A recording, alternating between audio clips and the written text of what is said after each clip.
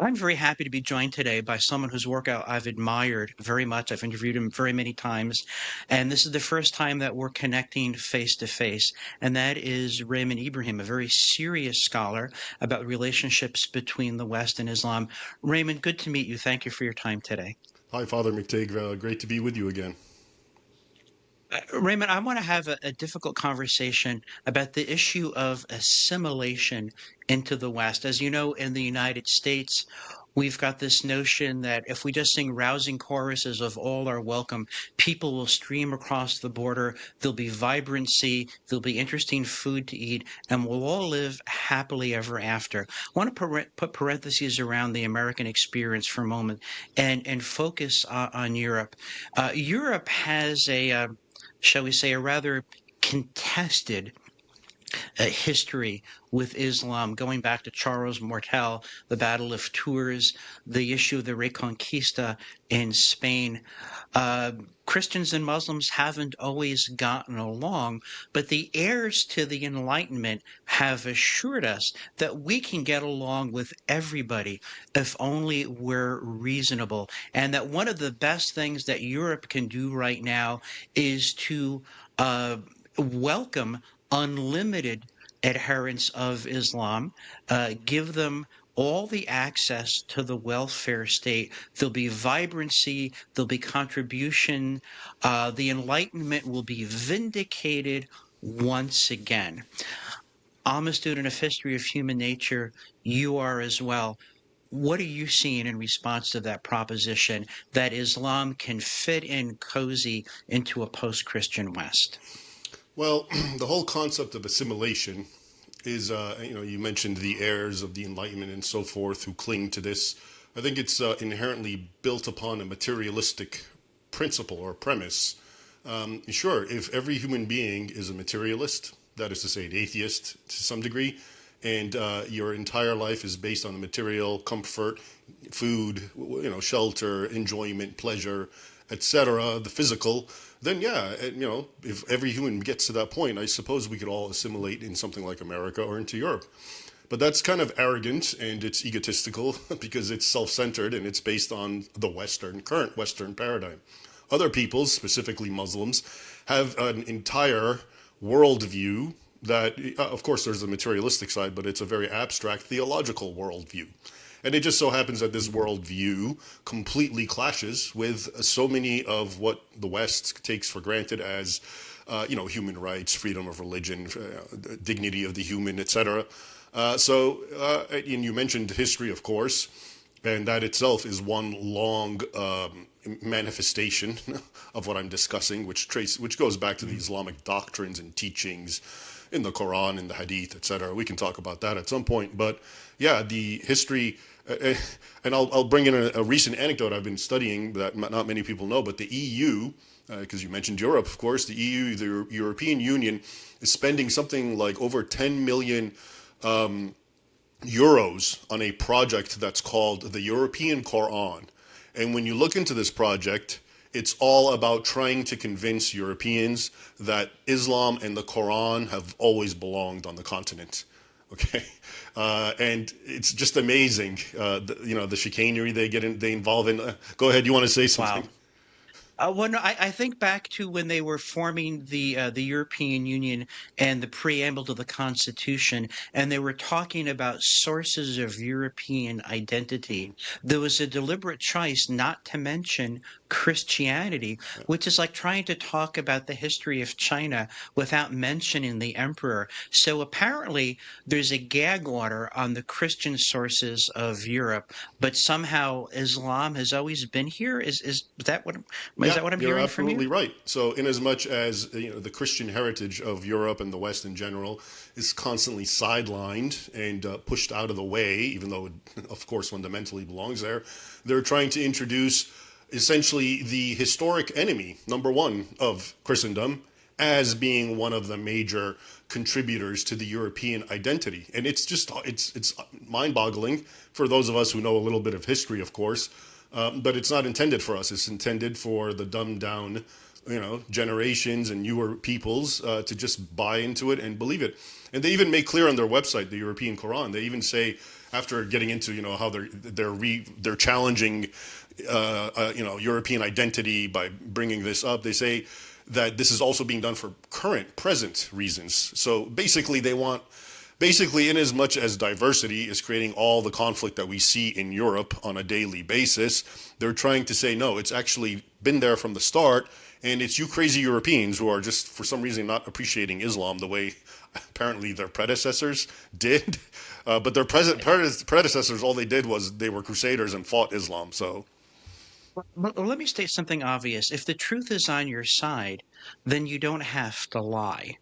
And I know enough about history to know that whole European Quran project really, it really is a lie. There's no question about that. The other lie is that, well, sure, maybe, just maybe, there are some Muslims who misbehave every now and again in Europe, but those aren't the real Muslims. Those are the Muslim extremists. Those are the Islamists. And Raymond, you and I have talked about something there so many times before. The idea that an Orthodox, Quran believing Muslim is moderate, is agreeable, is peaceful, has nice things to say about Jesus and the people of the book, and it's all a just misunderstanding. Could you give a quick review as to why that's just a flat out lie? well, as all good lies are, they're based on a little truth. And the truth here is Right. that, yes, you do need a distinction, okay, between, you can't, even I won't paint all Muslims with one brush. The problem is the words we use. The dichotomy of moderate versus radical is a false dichotomy. The correct dichotomy is observant in place of radical and lackadaisical, indifferent cultural Muslim. Okay, that's the moderate. So in the current language, the moderate is somehow supposed to be the true representative of Islam, and he tends to be an okay guy, right? And the radical, that's the problematic ISIS kind of guy, but he's the fringe, he's the weirdo, he's the extremist. No, the radical, or what we call the radical, is the guy who's literally following his religion, which is radical inherently. The Islam is. Hmm. It's a Hmm. radical religion, Right. what it teaches. Violence and Right. intolerance for the non-Muslim, death and slavery and concubinage, etc. Now, the moderate, or as we call him, the moderate, who I call just the cultural Muslim or the secularized Muslim, yeah, he may be, you can live with him, maybe he can assimilate in the West, but in no way, shape, or form is he a representative of Islam the way the Right. so-called radical / observant Muslim is. So, the dividing line is necessary, but it's being perverted in a way that, of course, makes it look like that the non-observant Muslim is the real Muslim when he's not. I want to talk a little bit more about if truth is on your side, that you don't have to lie. I'm sure you may have seen over the summer, people are swimming and so on, public pools, all over the Northern Hemisphere. And I think it's in Germany where there has been uh, let's just say, dramatic misbehavior, usually involving the violation of women and children. They have these posters about please don't violate women and children, but it's depicting white Europeans molesting women with head covering, which is numerically speaking the exact opposite of what has happened. What's going on here? How do we explain this? And before I get into that, it's even worse because I know exactly the pictures you're talking about. Some of the pictures have white European women sexually harassing dark men in the pool. So it's not just Oh, a white man attacking a dark hijabed woman. It's so completely topsy turvy. What's happening now is, I mean, it's very obvious to those who have eyes to see with and ears to hear with when you hear these reports and see this sort of thing, which is that the powers that be, the European Union or however you want to characterize them, are just doubling down, and it's become now, they've been called out, they've been exposed, everyone sees the gaslighting, and instead of trying to they're not even trying to damage control it, they're actually aggressively pushing it and I suppose they're ultimately again banking on the fact that most people have just become oblivious and desensitized, and they can get away with the propaganda that they're issuing via these pictures, for example. But then there's people like us who are just kind of seeing more and more of the same thing, and the message is no longer resonating. It's become, when you talk about a place like the UK, it's, from what I understand, it's just almost surreal, where the people who are being arrested are the native Brits because they tweeted or said something that is mildly offensive to a Muslim or migrants. Whereas the migrants are raping and killing and robbing and destroying and burning, and they barely get their hands slapped. So obviously, and this, which really brings up another point, which is in as much as people in Europe and in the West in general, their eyes open up to what's happening, I think it becomes very clear that the issue is becoming less and less Islam and more the powers that be who govern you, who are nominally on your side, who are nominally of your people and of your heritage, okay? They're the ones who are doing this.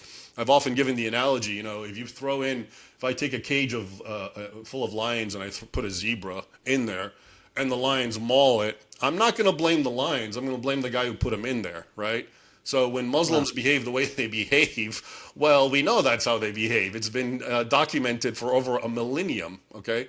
That's how it is. But when you have the force, whether it's the leaders of this or that country or the EU going out of their way, despite what's happening all throughout Europe, and just covering for it, like what's happening in England with the so-called grooming gangs, and it just gets worse and worse the more news comes out of the cover-up that was by the authorities themselves, and how if you speak, you get in trouble. So it's becoming very clear to me, I think, and it should be to others, that really, if you want to pinpoint the source, it's less the Muslim migrants. They just behave the way they do. I mean, that's the given.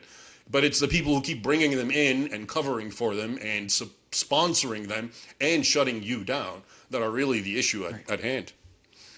I want to offer a point of contrast. Remember, several years ago on YouTube, they did side-by-side preparations for Christmas in Germany and in Poland. My observations regarding Eastern European countries is they have a more vivid sense of history and a longer memory, and so I think that's shown in the migration policies of Hungary and Poland, for example. So in Poland, they were getting ready for Christmas, and they've got children's parades and Father Christmas, and there's lights and displays and families wandering in open streets. And in Germany, they're putting up a Christmas tree and a hurricane fence around it with razor wire with heavily armed guards. And the person putting up the YouTube video said, "What's the difference? Why do we need razor wire and armed guards for Christmas displays in Germany, but not in Poland?" Well, the answer is really pretty obvious, but you're not allowed to say that. In Britain, you're arrested if, even if no one has denounced you for what you said was offensive to me, the powers that be said, we can imagine someone being offended, so therefore off you go in handcuffs. So it seems to be a forbidden topic. I know you're mostly a historian, but just for a moment, could we speculate, why does the formerly Christian West seem to have such a sense of self-loathing that it is admitting masses of people in who obviously hate what the Christian West and the Enlightenment stand for? Why is that? How do we make sense of that? You touch on a very important question that I've actually been pondering for a long time, and increasingly as of late. And I think the best way to frame it is as follows. If you look around the world at various civilizations and cultures, all of them actually, they all engage in what we can call ancestor worship or veneration. They respect their ancestors. And it doesn't matter if objectively they were good or bad or progressive or backwards. They just, and they'll even lie, of course. This is the case with Islam, where they present their, forebears in the most glorious and glamorous light, even though they often just acted like ISIS. Okay, so in Turkey, for example, they celebrate all the time the conquest of Constantinople, May 29, 1453, and they praise Mehmed or Muhammad II, as but if you look at what Muhammad did, and meanwhile in America, men, Enlightenment men from the time of Jefferson, their statues are being toppled because they're monsters, right, by their descendants. Whereas people like Muhammad II, who engaged in massacres and orgies and destruction of churches and beheadings and all sorts of sadistic stuff, he's being loved by his progeny. So what led to this? Why of all people, why is it that Western people have so much disdain for their own heritage and their own ancestors, whereas everyone else, including people whose ancestors leave much to be desired, still prop them up, which I think is a very human, natural thing to do. And Sure. I think a lot of people, when they hear this question, they may think it's organic, and they may think that to a large extent, well, Westerners became so progressive in their mind, and so they look at their ancestors as just backwards and stupid and silly, and they don't want anything to do with them. But I actually think more and more, I think on this question, I think it's actually by design that there has been an intellectual push, generation after generation, going back possibly centuries, to convince modern Western European man and woman to hate and break away from their past, their ancestors, by portraying them as fools and backwards and savages. And this is why you get all this fake history that presents medieval Europe in the worst possible light possible, I think. And the more you do that and you break away from your own heritage and your own legacy and your own Christian mores, the more you become adrift. You don't have an anchor in anything, and now you don't care about your own heritage. How many, like I said, if you look at any culture, Chinese, Hindus, Muslims, Latin Americans, they all tenaciously cling and venerate their past and their heritage. Europeans, who arguably have the best and, and the most glorious, are the only ones who hate it. So this cannot be an organic development. And I really do think it goes back, and it's an intentional way to demoralize and strip Western Europeans, Christians, from their legacy so they don't think and act the way their forebears did. Because the powers that be don't want that kind of thinking and that kind of action, even though it led to the greatest civilization that everyone wants to go live in. So. There's kind of an irony taking place. I mean, I've heard those arguments too that, Christians in general, Catholics in particular, we're the bad guys, and then they rattle off things that they don't have any understanding about. Well, what about, Galileo and Copernicus and flat Earth and the Inquisition? I mean, all those things, and that Christianity in general, Catholicism in particular, is as anti-science, anti-rational, unenlightened, and the Enlightenment rescued the West from the darkness of Christianity. Even if you take that at absolute face value without exception, why would an Enlightenment progressive, science is divine kind of person welcome in adherents of Islam en masse, and not just great scholars like Avicenna or Averroes, but lots of people who are illiterate in their own language who marry their first cousins. Doesn't this seem to be a sign of, if you're Yeah. really going to be the advocate of the Enlightenment, why would you be cheerleading Islam as it's lived in Europe in the 21st century? Because this is no longer about the Enlightenment. This is, again, an agenda that is exploiting Enlightenment type thinking.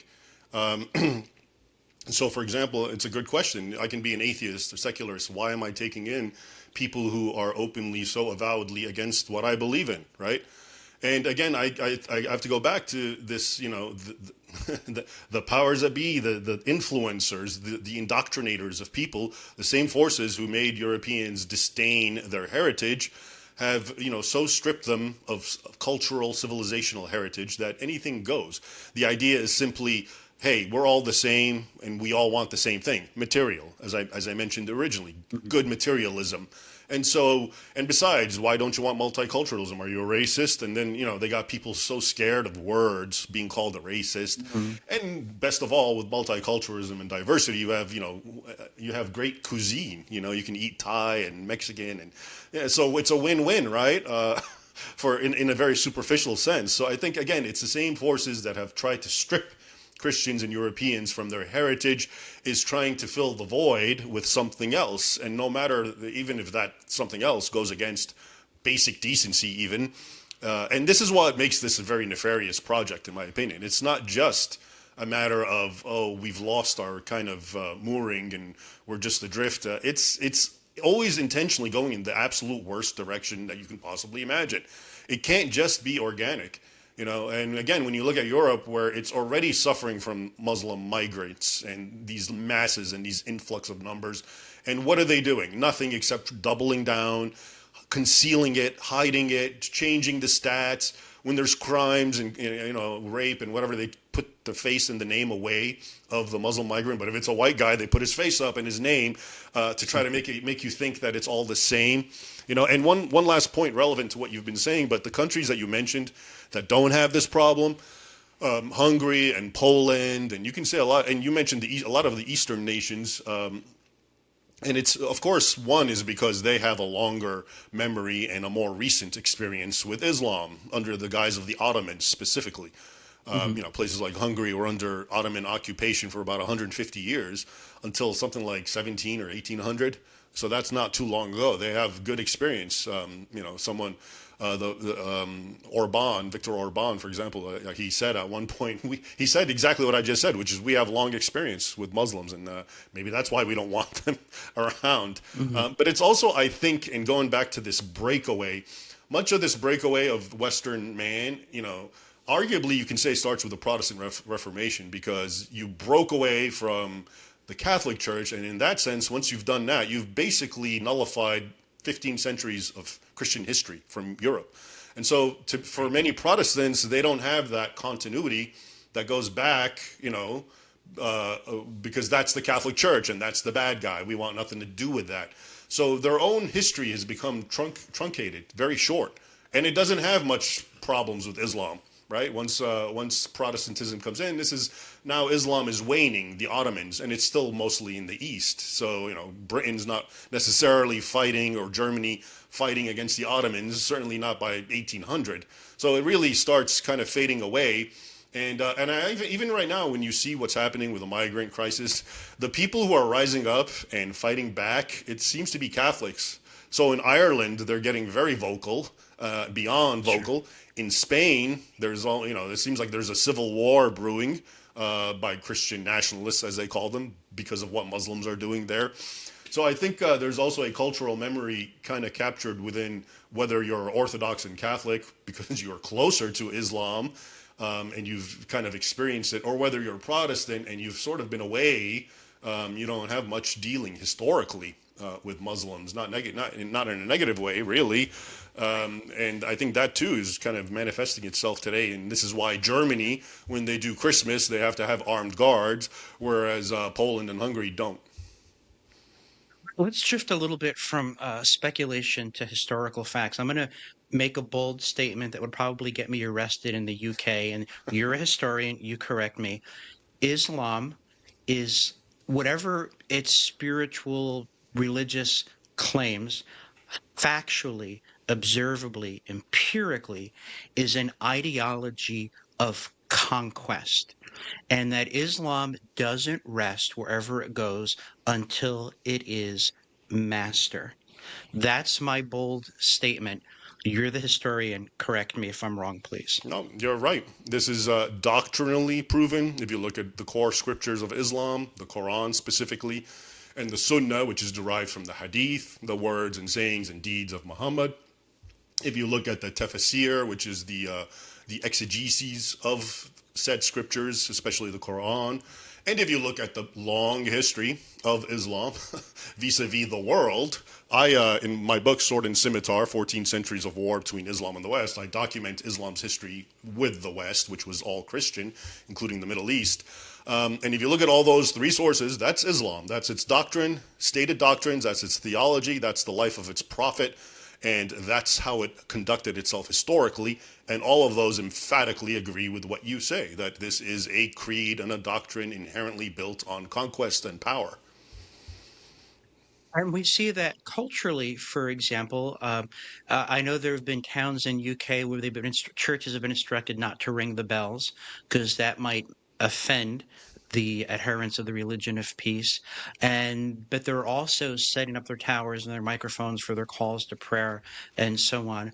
I know that there are Christians in the UK who have been arrested outside of abortion clinics on the suspicion of praying interiorly, on the suspicion.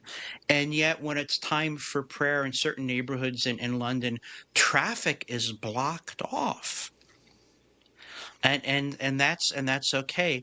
And the king of England, who's supposed to be, among other things, the head of the Church of England, seems to have an enthusiasm for Islam that I don't quite understand. So just to reiterate, it seems to me empirical rather than bigoted to say that Islam is oriented towards a cultural and a physical conquest of whatever land people happen to find themselves in relatively large numbers. And I think the canary in the coal mine is the UK because it's smaller. I think Germany, it's happening writ large, and maybe a place like Sweden is starting to wake up to the threat that they're under. What are your thoughts on this? Yeah, and as you were discussing what you were saying, especially with the King of England, who's supposed to be the head of the church and so forth, brings to my mind a very important point, which is sort of how, again, this shows you how diabolical these things are, but how the gospel has been perverted and weaponized to help what we're discussing, to help the bad side, to help Islam do what Islam is doing, and to actually suppress Christianity itself. And what I mean by that is, they've taken, it seems to me today, Western Christianity begins and ends with concepts of tolerance, turning the other cheek, and in short, being a doormat. Those are the most sponsored and supported, forms of Christianity, I think, today. And it's very, and it's, even non-Christians will support and prop that message up, okay? And I think there's a reason for that. Because if I'm an enemy of Christianity, I would want nothing more than for Christians to think that their duty in life is to be my doormat and to never object to anything I say or do because they can't judge, or be confrontational or any of these sorts of things. So I think, I don't know, and I always mention this, but I saw in a Super Bowl commercial, I think a couple of years ago, it was so flagrant. It was just a commercial. All it showed was images of people washing other people's feet, okay? And then at the end, it was just various pictures. And then at the end, it just said something like, Jesus didn't preach hate, he washed feet. And of course, there was such a political message in the commercial because everyone on their hands and knees were sort of traditional white men and women. And the people getting their feet washed were a woman in a hijab and a Muslim and an illegal alien who crossed the border and a homosexual, or as they call them, drag people. They're getting their feet washed. So the message is very clear. If you want to be a good Christian, you shut up. And if anything, you just kind of help and serve us, make us feel good about ourselves. And I think that has gotten so far and has permeated the minds of so many self-identified Christians in the West that they don't realize it's intentional, and it's been done intentionally to gear them to become, if anything, subservient to all of the evil that we're seeing spread.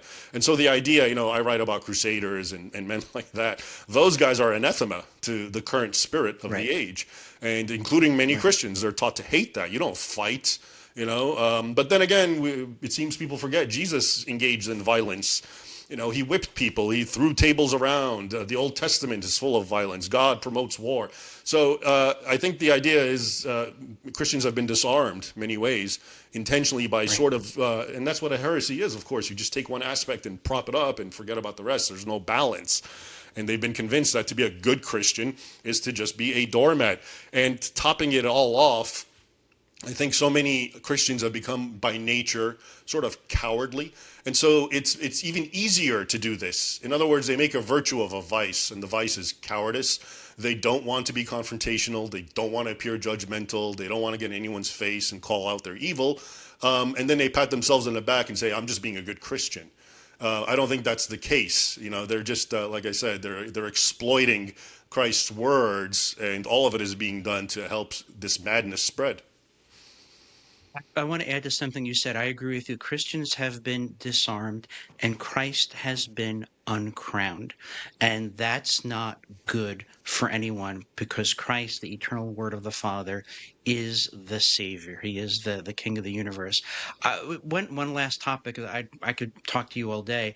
If symptoms persist, if nothing is done, there are, the flag in Minnesota, the state flag, has been revised to look like the Somali flag. In the UK, the most common name for boys born in the UK is Mohammed. Uh, Christians in the West seem to be determined to abort and count themselves out of existence as rapidly as their secularist counterpart. Not so much for Muslims. What happens demographically to the West if nothing changes over the next 5 to 10 years? Well, a lot of people will talk about this and they'll say, I think in the back of most Western, especially white European people, whether they're in America or Australia or Europe, the problem is when they look at their countries, whether it's in Europe or the US, they're still the majority, okay, including the United States, including in Europe, even the worst country with as many Muslims and migrants, whichever that may be, the UK or Germany or France, they're, the natives are still the minority. So in their mind, I think they think that, oh, we still have this under control. But if you step back and look at the bigger picture, the world, okay, people seem to forget that Europeans, whatever word you want to use, Caucasian whites, but I mean, Europeans specifically are something like, I mean, the numbers are different, but something like 6 or 7% of the world. And I just find Right. it amazing that such a tiny, tiny population is the one that feels incumbent on suppressing everything about itself, welcoming in everyone into its country, suppressing its cultural and religious identity lest it offends the masses. And they're the ones that have to do this, not anybody else. Again, here, this Right. is the stuff you can't make up. This is the stuff that cannot be organic. This is the stuff that is intentionally being pushed on, probably from top down, on the world. And people, like I said, they don't get it because they just look in their countries or their neighborhoods, and yeah, I see a problem. There's the demographic shift, but still, we're the majority. But guess what? In the world, you're a tiny, tiny, tiny minority, and Right. you've left your gates open, and they're just flooding in. And instead of doing anything, you're the only one, not the masses, the millions and millions. You have to be the one to give your home away, and you have to shut up, and you have to suppress your whole. Can't say Merry Christmas, can't say Happy, whatever the case may be. People need to wake up and take a close look at that because this isn't right. This isn't normal. This is beyond suicidal, and it's by design, and people need to ascertain the actual source and address it. No, I agree with you. And Raymond, I said I could talk to you all day, so I want to wrap up here. I think that we can no longer afford to be naive about the intention of Islam and its inheritance as they move into the West, as they move into the North.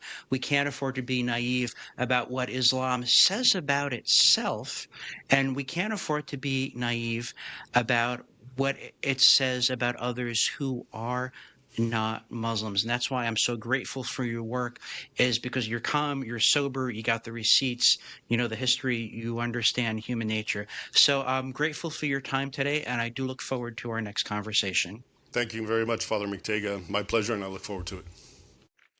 Thanks for watching today. I release new videos on Mondays and Wednesdays. Check out the archives for more videos.